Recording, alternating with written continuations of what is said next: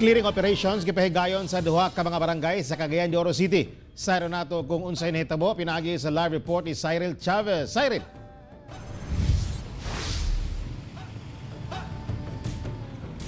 Yes, Tek, ubay-ubay ka mga panimalay o mga negosyo ang naigo sa road clearing operations nga gihimo sa Barangay Kauswagan o Barangay Tablon dinhi sa Cagayan de Oro City.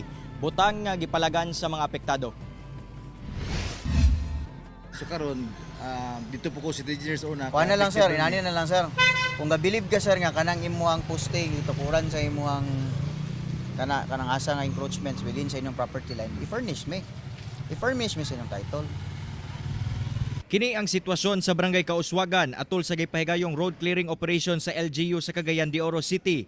Pipila ka mga residente ang wala makauyon labi pa nga dakong parte sa ilahang gitukod nga balay og negosyo ang apektado. Apan gipasabot sa otoridad nga ang gitukuran sa ilang establishmento kay iya kini sa gobyerno sanglit 15 meters ang right of way sa maong kalsada. Nagagamit ko ng mga 1.5 meter. Tinuod yun na at sukuda na. Di na ako nakikidinay. Pero kaya lang nanay ka na tinuod sa city, naanamag yun na.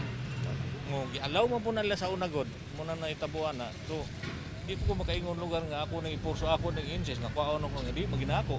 Samtang susama sab sa gibuhat sa Barangay Tablon human nga nakababag ang pipila ka mga struktura sa dalan, nanganti ang lokal nga kagamhanan sa syudad nga dili sila muundang sa pagpanghinlo sa kadalanan. Medyo apprehensive sab sila tungod kay medyo dako man gyud ang gastuon pod nila.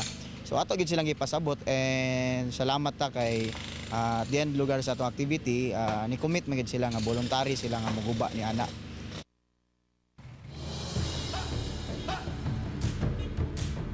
Tek, base sa ulahig nga evaluation nga gihimo sa LGU, ana sila sa 94.91% ang na-clear na mga kadalanan. 48 kilometers kini out of 52 kilometers na ilahang target. Ug subay sab sa ulahing kamanduan sa DILG mulungtad ang phase 2 sa road clearing operations karong umalabot nga Abril 30 ning kasamtangang tuig. Tek. Okay, daghang salamat Cyril Chavez.